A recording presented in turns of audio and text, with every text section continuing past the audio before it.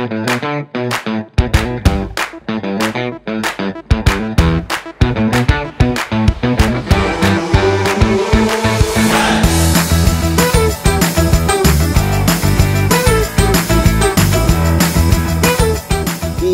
Symposium serves as a key platform for the FOI Program Management Office to reflect on our progress, discuss ongoing challenges, and explore new strategies to enhance the implementation of the FOI program.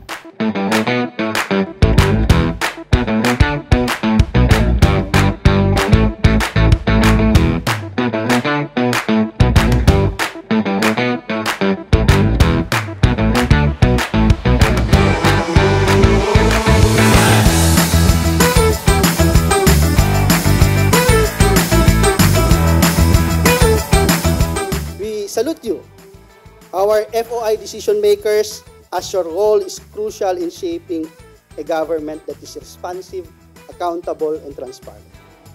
Let us seize this opportunity to learn, collaborate, and reaffirm our dedication to the principles of access to information.